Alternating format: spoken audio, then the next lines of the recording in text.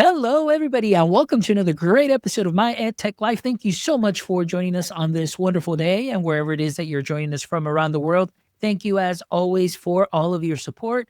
As always, we appreciate all the likes, the shares, the follows. Thank you so much for engaging with our content, and we appreciate all of your wonderful feedback. So thank you so much from the bottom of my heart. And again, I want to give a big shout out to our amazing sponsors who have really helped us continue to bring you some amazing conversations. So I want to give a big shout out to Book Creator, EduAid, and Peelback Education. We appreciate all of your support so we can continue to bring conversations like today's into our education space so we can continue to grow and learn together. And today I am really excited to welcome back a past guest that I've had on the show. And today we're going to be talking about a really great project that he has started within his school building. And we're going to learn a little bit more about that because it deals with one of my favorite things and one of his favorite things too, which is amplifying student voice and in a very great way. So for those of you that are tuning in or needing some ideas or wanting to learn more about how you can amplify authentic, genuine student voice and really bring that into the learning, today's the day. So you are lucky to be here as I welcome consider him a really great friend, and I've had the opportunity to meet him, and I'm just excited that he's here to talk with me today, Mr. Tim Belmont. Tim, how are you doing today? Fonz, I'm doing great. It's so great to be back on My EdTech Life and great to see you. And I'm just great for this opportunity to just chat and talk about what I've been up to. So thanks again for having me. Yeah, absolutely. I know you were here a couple of years back, and I mean, time flies. Talk about time Yeah, flying, and totally. it was just fantastic that you were on. And I mean, just getting some feedback too. I remember you were telling me, you had some family members also watching the show, and they were just so excited and everything. And I mean, that's what it's all about. So thank you so much for joining me again. And for our audience members, though, Tim, that this might be the very first time that they get a little peek into your world, into what you are doing. Can you give us a little brief introduction and what your context is within the education space? Yeah, absolutely. So I'm based in New Jersey and I have been teaching language arts for the past 14 years. So I teach at Lyndhurst High School and I mostly teach ninth graders. I teach mainly freshman English, and then I also teach public speaking and advanced public speaking. And aside from teaching English, I also am my district's technology coordinator. So I help run trainings for teachers on the technology platforms that we've invested in, giving them ideas on how they can meaningfully integrate technology into their classrooms, which also has included, as you could imagine, over the last couple of years, some new responsibilities like being on the AI committee and thinking about things like that and how that can come into the classroom. And something that's been a passion of mine through my teaching, especially within my context, teaching public speaking and advanced public speaking, has been not just focusing on more sort of traditional speeches where the student is up in front of the classroom, but bringing in technology and modern ways that speaking skills can come into the classroom. So podcasting has become a pretty big part of that. It's become a part of my public speaking class.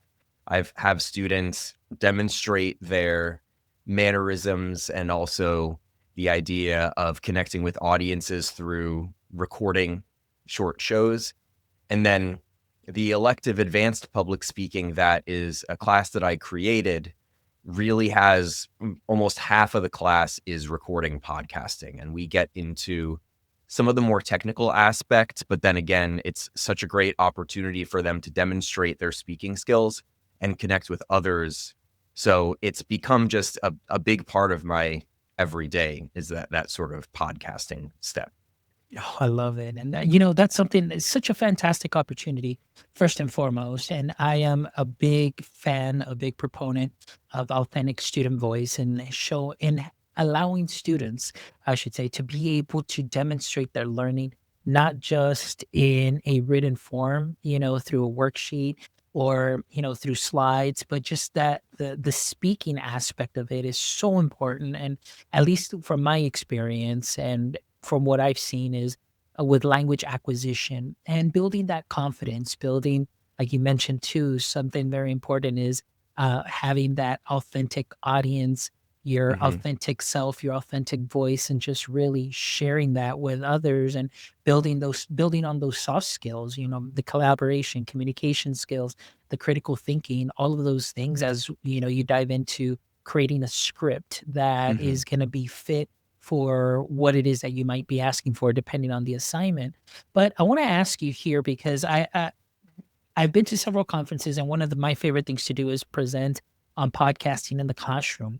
Now, oftentimes what happens, and I feel, is that many people, when they hear podcasting, or maybe even like maybe district leaders also who may not be aware about the power of podcasting, sometimes I feel that they think that it's more of a tool, like a gimmick, just something just a little different. But I don't think they realize, how much of a pedagogical shift this can be, especially in an environment within a classroom. So I want to ask you, Tim, if you can just dive in a little bit and maybe give us a little example as far as how you integrate podcasting with your students, maybe describing some of the assignments in depth and really just the outcome of that, not only as a finished product, but as far as the student and how they feel in sharing their authentic voice.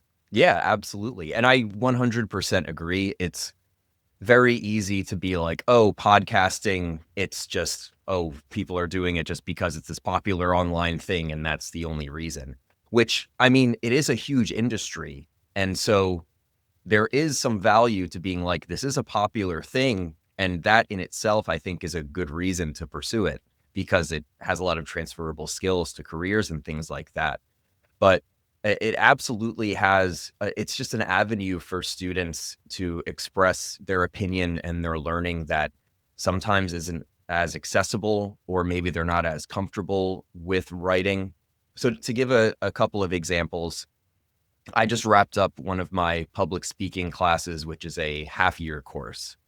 And uh, it's a sort of more traditional class. Originally, it's really an introduction to public speaking. So it really is about giving students the confidence to stand up in front of the class and just get comfortable being in front of each other and having that opportunity to sort of experiment. And the final project that we did was a podcasting project where students had to, they were asked to choose a career or a passion or a hobby that requires public speaking skills, and then record a podcast with them sharing how that field uses public speaking. So it was not only them expressing what they've learned about public speaking, but then they had to use their public speaking skills to create the product itself. And it's always interesting because obviously public speaking is a very nerve-wracking endeavor for most students. I think most people in general. I mean, I tell them all the time I get nervous just when I'm up talking in front of anybody. But it's always sort of amazing to see which students maybe showed trepidation when we were doing other assignments. And then within this medium of podcasting, they really are able to articulate what they're thinking, and they get that confidence that maybe they didn't have before.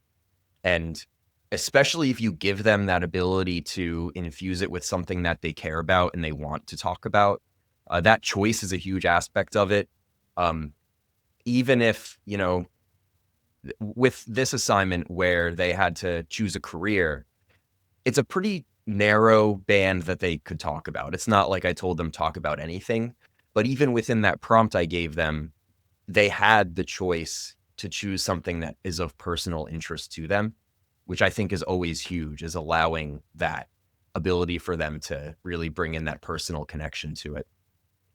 And so with that, I was able to not just figure out whether or not they understood how public speaking applies in life, but then there's that other layer of sort of grading their expression that they're using in their product.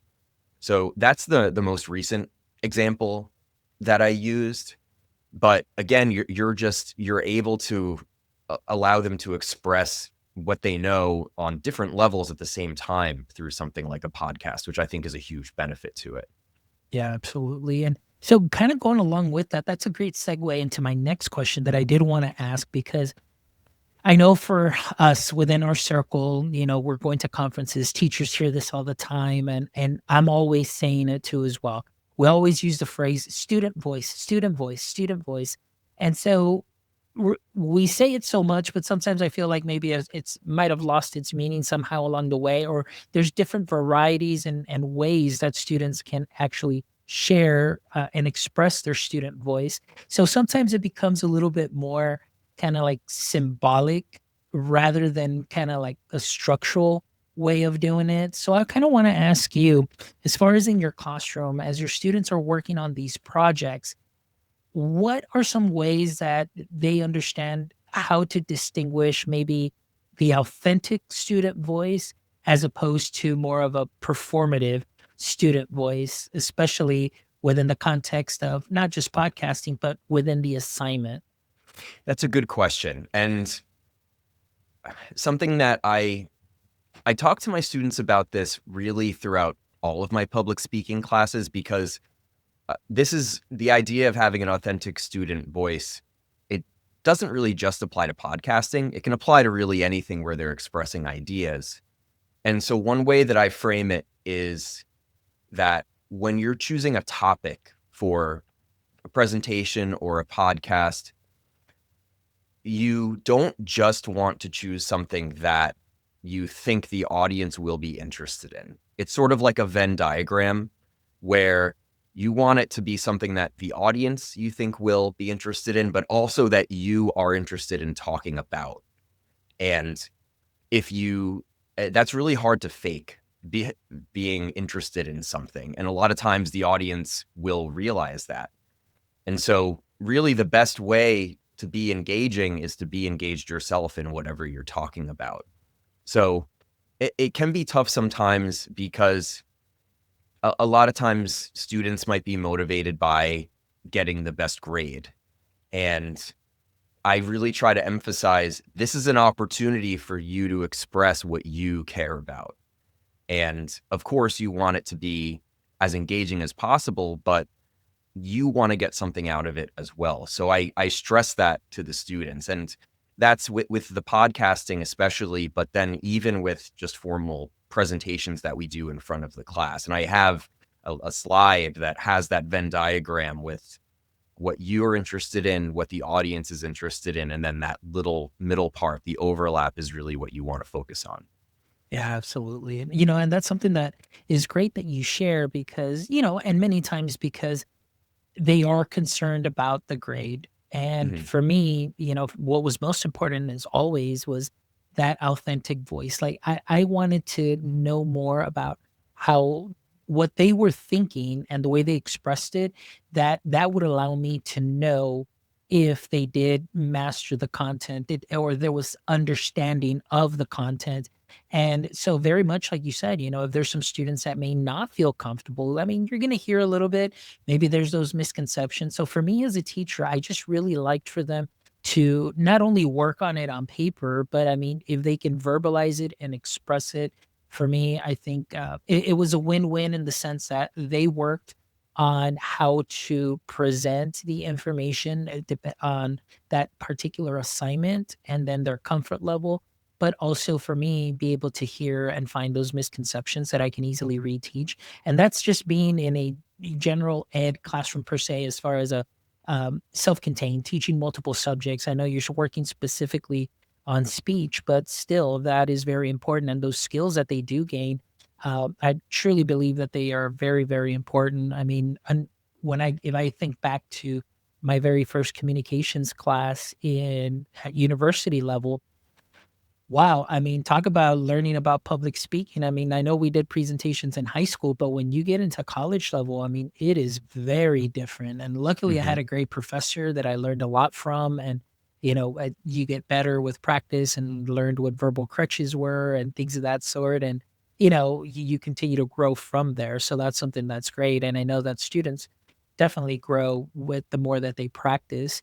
And so going back to the content here, as far as that genuine, authentic voice, now when you present their products or they present their products to a genuine audience, hmm what do you feel that maybe that reshapes the accountability as far as the effort is concerned that they put on their part? And are there any projects that maybe you've done? And I believe maybe you've shared a couple of times, like through NPR. I know that there was a podcasting project that they did. hmm If your students did participate in that, can you tell us like what it is that you saw when a student truly knew that there was going to be an authentic, genuine audience listening to their work? Yeah, and this is a big part of, and it's a challenge that I've been sort of trying to address over the past year, but it's huge. Really heading into recording a podcast and having a wider audience in mind. That adds to that authenticity. A lot of times, uh, knowing that they're making a product that is, it's a product podcast with a genuine audience that's going to listen to it. They may have feedback. It's a chance for them to get their voice beyond school walls. The attitudes that they have definitely changes and they take it a lot more serious. And you mentioned the NPR Student Podcast Challenge, which I've now integrated this as part of my advanced public speaking class. It is a podcast recording contest that NPR does every year, and it usually is in the spring. So I think that this year the deadline to submit is in May, and essentially students need to they have some prompts that students take up, and they have to record a podcast addressing one of the prompts, which is pretty general, and it definitely allows for students to share their opinions. And then there are pretty specific guidelines, like they can't use any recorded music. They have to record any music and sound effects themselves. And I've had some students actually record their podcast and submit it to the contest. And the excitement that these students have when they do it it's like unmatched. I've had students who are staying well after the bell rings at the end of the day, just recording, sitting with me and editing, getting suggestions on how to tweak their recordings. And it just really invigorates them when they know this is being sent out to a wider audience. It's an opportunity, and that authenticity really has them rise to the occasion. So it's one of the favorite things that I do is when we have these opportunities for students to record uh, and have it go outside of the classroom walls, which it also has been a challenge to sort of navigate that.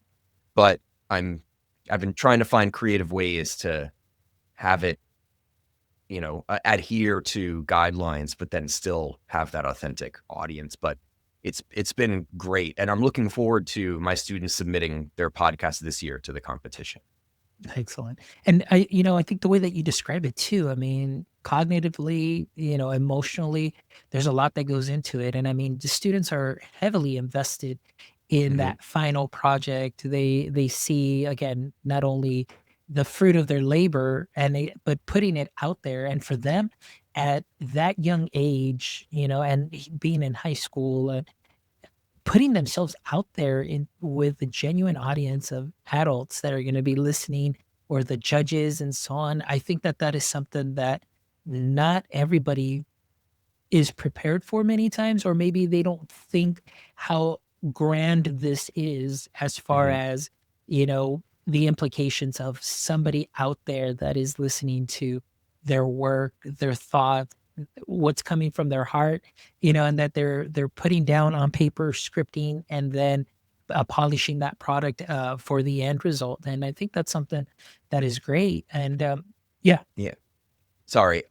One thing that I did want to point out is that when we do these products, the project for the NPR Student Podcast Challenge, I never start off and I'm like, listen, you need to just let it all out there. You need to just bleeding heart tell everybody about your life. yet they want to do that. So that always sort of blows my mind when it's like, wow, they're genuinely sharing these personal things about their lives. And so it's just something where they take up that opportunity. Yeah. No, and I mean, not only that, Tim, but I mean, looking back at even with the presentations that I do on podcasting, oftentimes I think that, like we talked a little bit about it, um, some people may dismiss it as, I mean, they're just going to record their voice, they're just going to record their thoughts, they're just going to record what they did in that lesson. But I think it hits so many other things. I mean, for me, it's just on the literacy standpoint. I mean, there's scripting, they're taking either a chunk of learning and really condensing it, because at least what I have done in the classroom is I won't tell you like, hey, I'm going to give you 30 minutes or I'm going to give you 3 minutes. It's a 90-second podcast and you're going to go ahead and summarize what it is that we talked about. And in those 90 seconds, you're going to show me exactly what it is that you learned and things of that sort, and making it quick in that aspect. Of course, then you can extend those projects too. But I mean, just Hmm. the consideration and the awareness of writing a clear script, getting everything ready, making sure that everything fits and it's in line and it's sequenced. I mean, it really shows some strong academic core skills, and not just, hey, let me go ahead and click record. And now all of a sudden I'm just a podcaster and just talking into the mic with no form or at all whatsoever. So that's one thing that I do love about it. So I'm glad that, throughout that work, I know that your students develop that too as well. So Tim, I wanted to talk to you because I know a couple of months ago, actually in January, as we started the year, you had posted on LinkedIn, and, we were connected on LinkedIn, and I saw that you had posted something regarding the bell tower, a project that you're working on. So can you tell us a little bit about the bell tower and maybe what the vision is?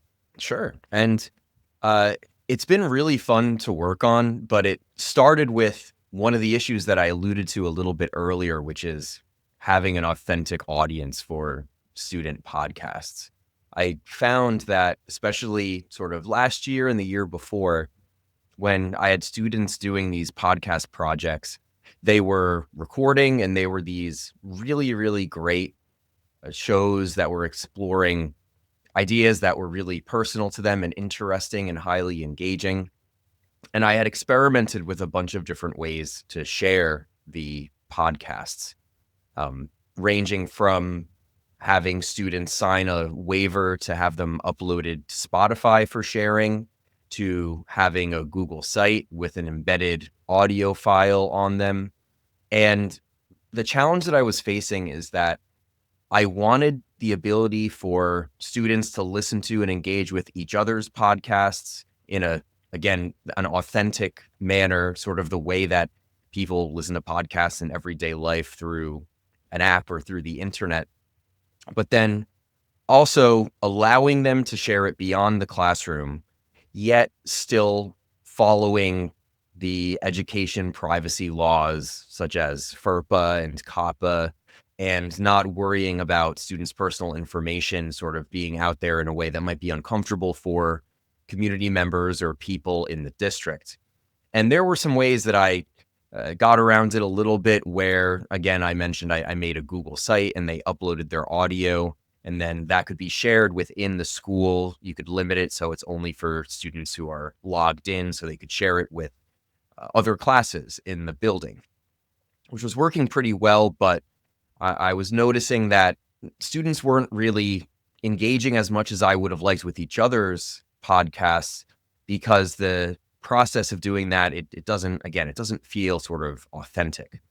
So I thought, what if there was a platform where my students could put their podcasts on it and they could sort of choose who it's shared with, whether it's in the classroom or even a little bit further beyond, but it had some of the authentic feeling features that are on some of these podcast sharing websites and apps.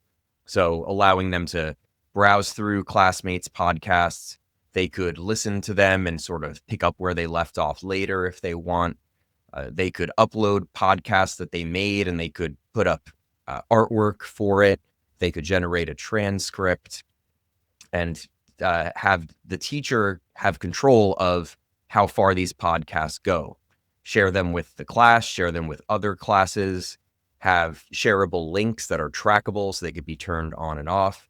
And so a little over a year ago, I've done some coding projects in the past. I've made some websites that I've used in my classroom, ranging from a little like Twitter clone based on Romeo and Juliet, where students were tweeting as Romeo and Mercutio and things like that. And I had messed around with a couple different things using Node, which is a programming language. And I started to piece together this website.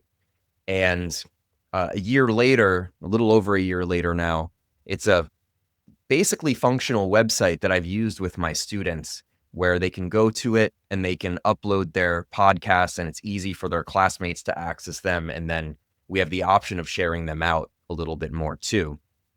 And as far as my goal with making the website, as I started putting it together, I was really, really intrigued by, I mentioned before, those educational privacy laws like FERPA. And I wanted to think about what would have to go into a website like this where other schools, other teachers could use it. And so it became not just this platform for my students, but trying to make it so that other teachers could use it as well, such as integrating, allowing districts to audit student information and having it sort of being able to log what students are doing in case districts want to see that. So it's been a huge learning experience for me.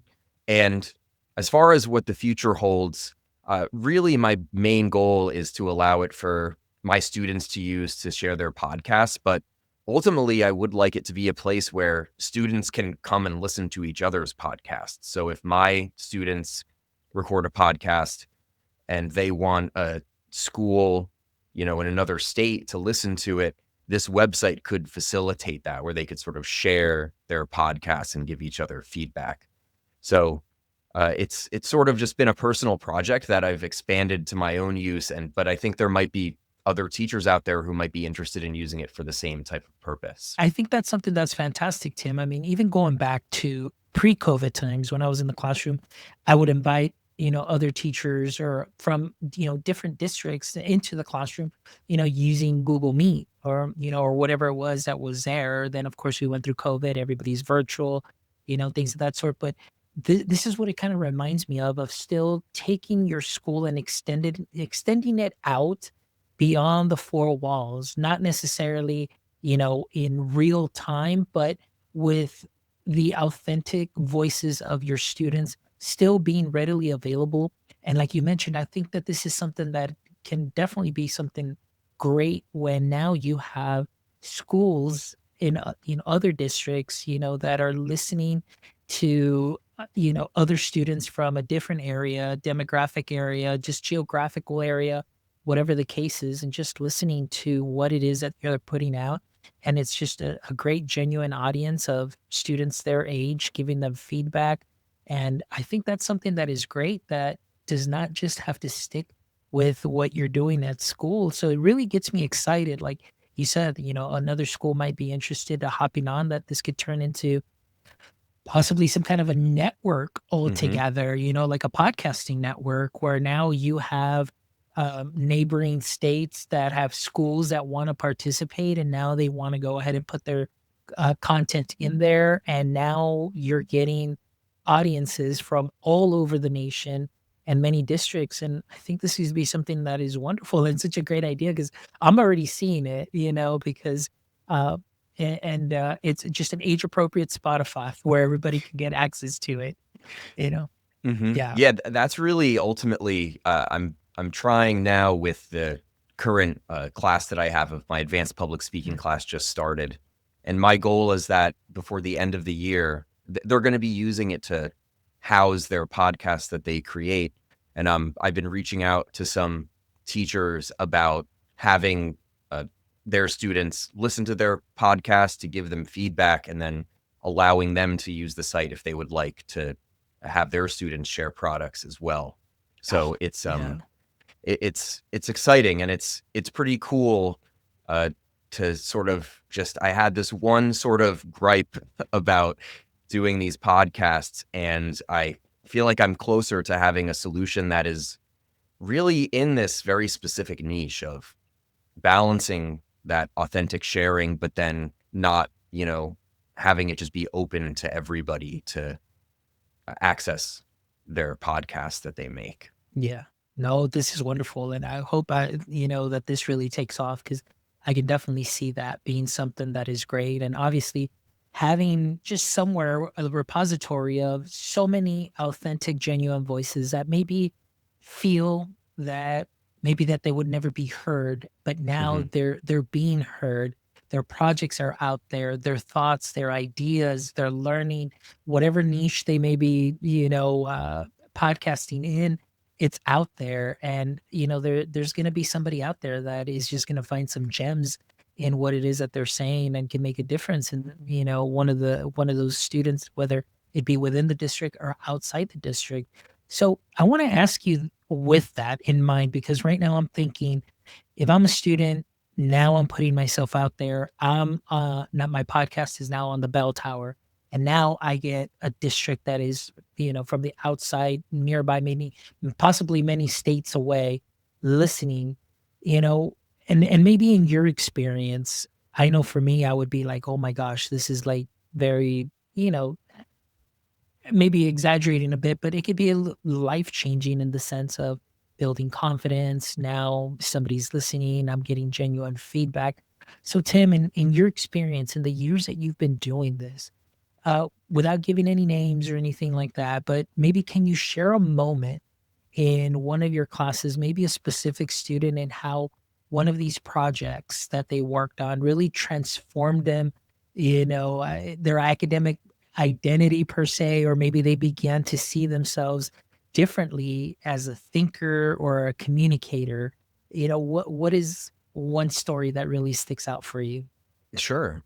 I had a student who I had in my freshman English class, and then this student I ended up having in my advanced public speaking class a couple years later.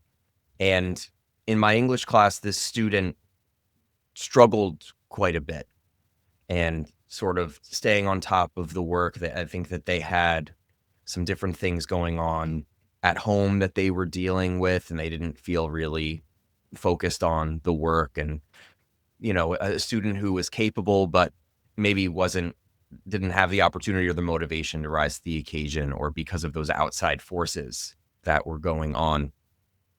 But this NPR Student Podcast challenge that I mentioned it, and they were like, I need to do this. And there was one of the prompts that they give is, what's something that students and teenagers understand that adults don't? And they ended up recording a very, very personal podcast, and they worked really hard on it. They came after school. We worked on it together. And through the process, I was talking to this student, and I think they really sort of not just worked through some of their personal things by expressing it through the podcast, but it gave them confidence, because they went through from conception of this idea all the way to the end through those steps that you were mentioning, constructing a script, organizing everything, editing it together. And from what I had heard, that students sort of way they approach some assignments in other classes, because at this point, I had them a little bit later, but in their core sort of English classes, it seemed like they sort of turned over a new leaf. And they were very appreciative just for the opportunity to express themselves in what they were doing. And I just wonder if they were doing a similar project within a different context, if it would have had the same effect. Because again, we mentioned that the audience, the prospect that this is going to go out there, and other people will definitely hear this, and it's a chance for you to get your perspective out there. And I hope that as I continue to do this, and as other teachers allow students to do podcasting, that they have that moment where it's sort of a breakthrough. Like, if I follow through and do this, I can get my perspective out there and demonstrate what I'm capable of. Oh, that is fantastic, and that is so good to hear, because oftentimes, there are students that, they're not going to be band students or sports students, maybe even esports students or anything, but, just giving them an opportunity to try something different and maybe just different media like this and podcasting and just seeing like, wow, like I can be really good at this and communicating. And like you said, with those NPR projects and those types of prompts that they give them.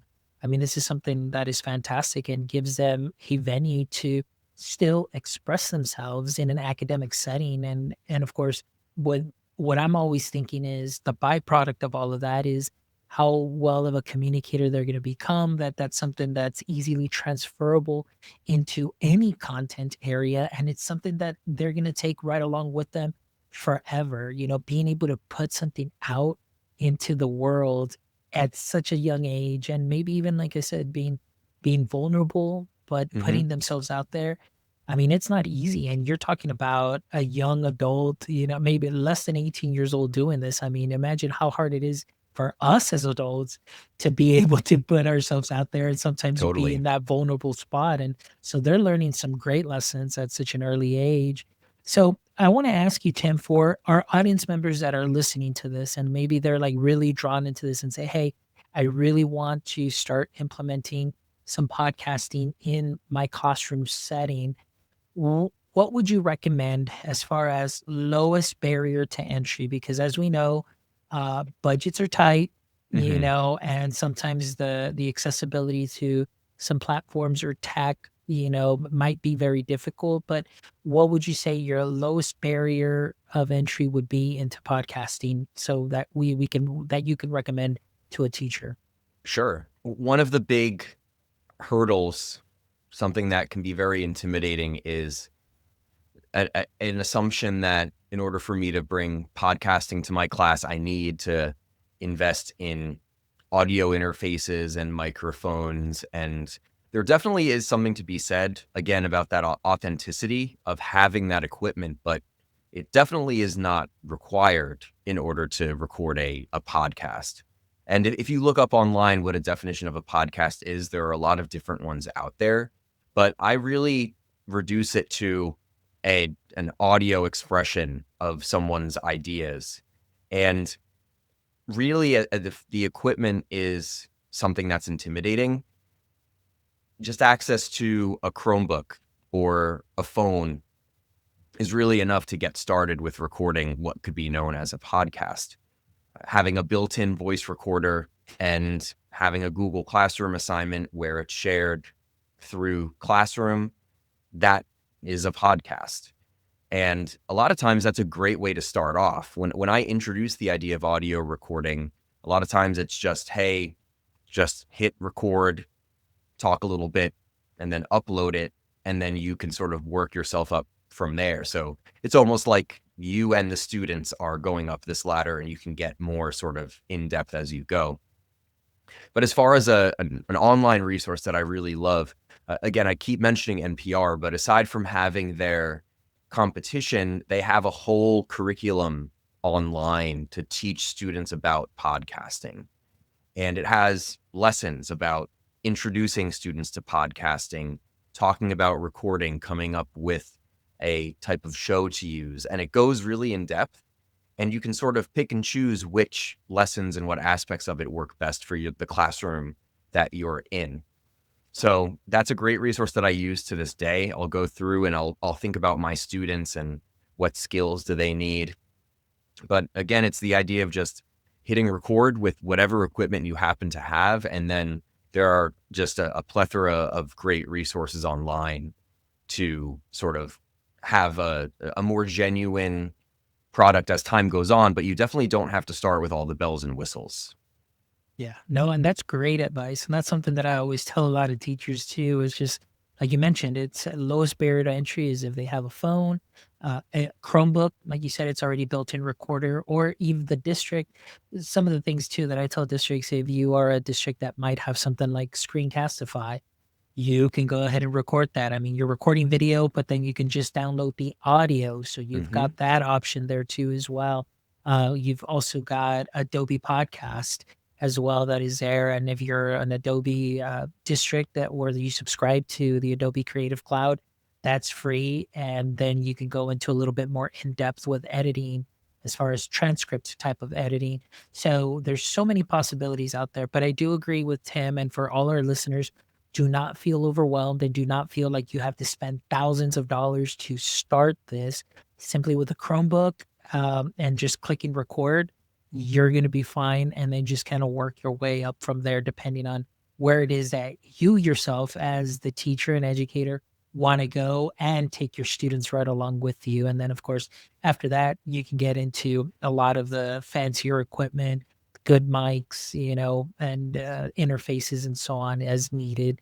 But again, great advice, Tim. So I want to ask you, Tim, as we kind of start wrapping up the conversation, I want to ask you, like, for yourself, in your experience, how long have you been doing podcasting now?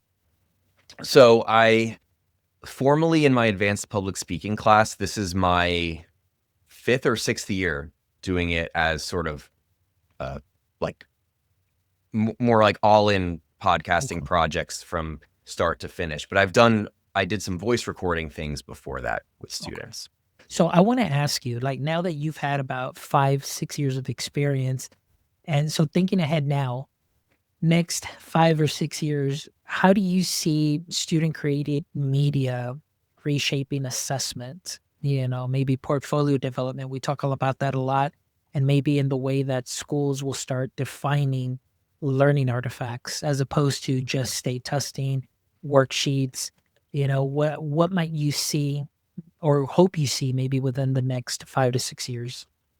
I mean, I think that especially with AI becoming so prevalent in all of our lives every day, whether it's in the classroom or not, I hope that assessment especially becomes more and more focused on the creation process and the actual skills that students have, and giving them an opportunity to demonstrate those skills through assessment. And a project like a podcast is such a great way for students to express their skills. And like you had alluded to earlier, uh, getting their genuine understanding through their authentic voice.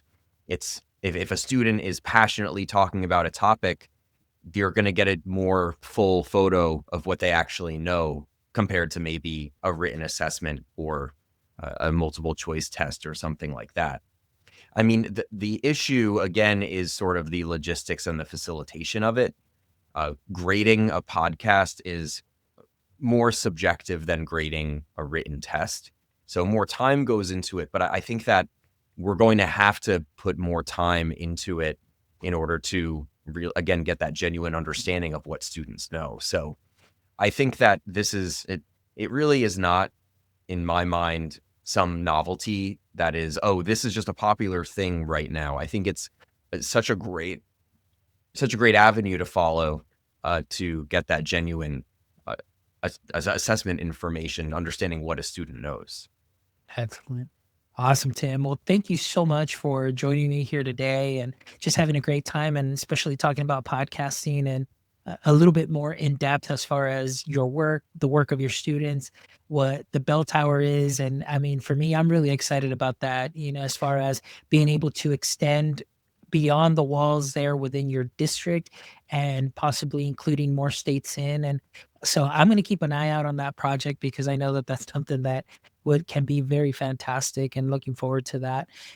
But before we end the show, Tim, as you know, I always love to end the show with these last 3 questions. And I know it's been a while since you've been on the show, so I know that your answers are definitely going to be different based on, the times that we're in now as far as education is concerned. So I'm going to start off here with question number 1 for you. Question number 1 is, as we know, every superhero has a pain point or a weakness. So for Superman, that kryptonite was what weakened, Superman. So I want to ask you, Tim, in the current state of education, what would you say is your current kryptonite? When I saw this question, I don't remember what I said the last time I was on the show. But one thing that consistently sort of I try to not let sort of knock me down in education is just the idea of just hype. whether it's for a tool, whether it's for AI in general, whether it's for this or for that or a buzzword, because I just don't like feeling like something is being sort of pushed and the interest is not in the learning of the students and advancing teaching. If there's some other outside interest, some cynicism starts to creep in, and I don't like the feeling of that. So sort of the kind of hype that feels sort of manufactured, which, I mean, take your pick of what thing that is, changes week to week, basically. But it's something that I try not to let affect me, but sometimes can get under my skin a little bit. Yeah, no, I'm with you on that. That we do see a lot, and even going to conferences, you run into that and you see that hype and you're like, oh my gosh, and yeah, I mean, I totally feel you on that. All right, question number 2. If you could have a billboard with anything on it, and we'll put it maybe in the busiest street that could exist there in New Jersey, wherever that may be, and you can have your billboard there, what would your billboard say and why? I love this question. And I'm going to have to cheat a little bit, and I have 2 answers. So Perfect. the first thing that came to mind is just, I'd love to have a billboard that just says "Be kind" on it. Really simple. I originally was going to have it say more like "Be kind, for everyone you meet is fighting a hard battle," but that's a little too long for a billboard, I suppose. But I always try to give people benefit of the doubt. If someone is maybe not acting in a way that you agree with, maybe they have something else going on. I try to show people that attitude, and I hope everybody does that. My other one would probably just say something like "Use your blinker," but that's more of just a driving specific thing. There you go. I like that one. It's good. You need to tell. Maybe you should say like, "Did you remember to buy your blinker fluid?" It's like, yeah, go get that fixed. Yeah, go get that fixed. All right. And my last question for you, Tim, is if you could trade places with anyone for a single day, who would that be and why? So typically when people answer this, is it usually a very specific person, like one person in the world? Or is it sort of, can it be a more sort of general answer, like an occupation? Well, they're very specific, but I've never actually had anybody give an occupation, so you may be the first. Yeah, because I was thinking about this, and I was, if I could sort of take someone's role for a day, something I would love to do is to uh, be someone who works in like a fire watch tower in a national park. So yeah, they have those big high up towers where someone stays up there sort of isolated, looking over the forest and just making sure that there's not anything going on. And I think that with everything going on in the world, everything is so busy. It's a serious job, but that also would be an opportunity for me to sort of, get away and get into nature a little bit and sort of have a reset. So, it's also an experience that I've never had before. So it's a new experience, a little change of pace. So I'd love to do that for a day and see what it's like. There you go. I have seen, I think there was either a clip of that, and I found it so interesting. I mean, you're in isolation, you're pretty much there on your own, and you're just looking out into the Hmm. horizons and just seeing, all right, is there anything going on? But yeah, like you're right, just kind of disconnecting from it all and just taking it all in, kind of resetting. So that's Hmm. good. Awesome, Yeah. Tim. Well, as always, Tim, thank you so much. I really appreciate you being an amazing guest, an amazing friend. And, I just really look forward to hopefully one day getting to see you again. I know it's been going on 3 years now since the last time that we saw each other, but hopefully we'll run into each other soon and we can talk music, talk podcasting, and just talk about life, and we'll Yeah. be all good. But appreciate you being here. And thank you so much for the amazing shares. And for our audience members, if you do not follow Tim yet, make sure that you follow him. Make sure you follow him on LinkedIn. And we'll make sure that we're going to drop all the socials where you can connect with him into the show notes as well. So please make sure that you connect, and also make sure that you visit our website at myedtech.life, where you can check out this amazing episode and the other 256, or actually 356 episodes. Man, I'm in the 200s, but it's 356 wonderful episodes where I promise you that you will find some knowledge nuggets that you can sprinkle onto what you are already doing great. And again, a big shout out to our sponsors. Thank you so much, Book Creator, Eduate, and Yellow Dig. I'm sorry, Book Creator, Eduate, and Peel Back Education. We appreciate all of your support so we can bring some amazing conversations into our space. And until next time, my friends, don't forget, stay techie.